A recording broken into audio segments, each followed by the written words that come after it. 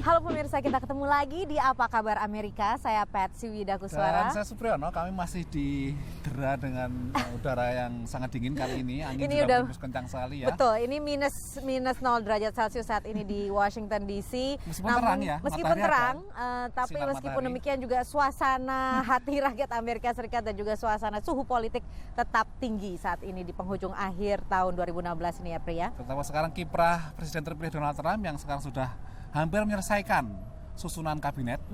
Ya, kemarin yang terakhir yang ditunggu banyak orang adalah dia telah menunjuk Menteri Luar Negeri yang ternyata itu beda ya.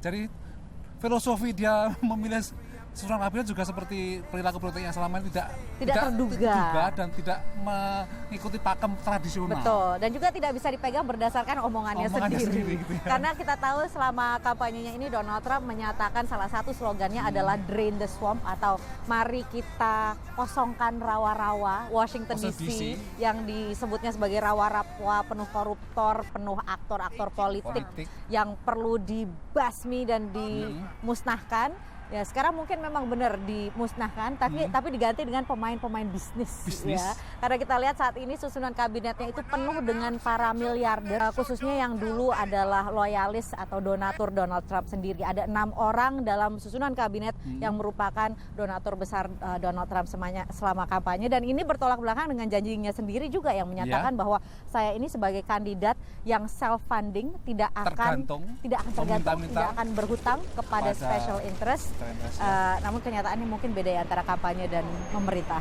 Tinggal kesempatan media atau tanggung jawab media untuk menyorotnya. Nah, persoalannya adalah para miliuner yang tidak punya pengalaman mengabdi kepada jabatan publik itu akan bisa efektif untuk memimpin birokrasi pemerintahan ya. Karena memang satu, kemudian juga apakah ada kepentingan bisnis mereka tidak akan menjadi konflik dengan kepentingan negara ya. Nah, terus kemudian juga yang satu lagi juga ada penting lagi, karena selain para miliuner, para pengusaha, tapi juga ada para jenderal.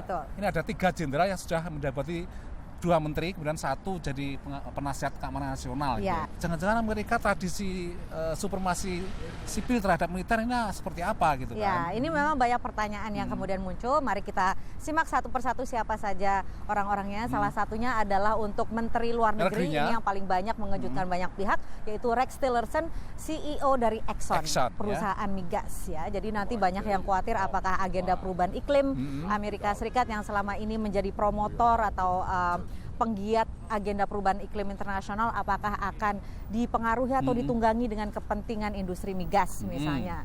Terus kemudian juga dia pernah melakukan deal dengan Rusia misalnya, juga ada kecurigaan seperti itu. Akrab dengan Presiden Vladimir Putin gitu ya. Jadi dipertanyakan bagaimana ini kalau calon Menlu Amerika Serikat kok dekat dengan Putin, terutama dengan kasus akhir-akhir ini yaitu dugaan bahwa Rusia menunggangi atau mendalangi sejumlah peretasan untuk mempengaruhi Pilpres Amerika Serikat, khususnya memenangkan Donald Trump. Tapi para pendukungnya juga bilang bahwa dia punya pengalaman internasional yang luar biasa, sudah sering bertemu dengan para kepala negara dari berbagai negara di dunia ini, jadi dia punya kemampuan untuk bernegosiasi dan dia juga tidak ideologis, dia pragmatis.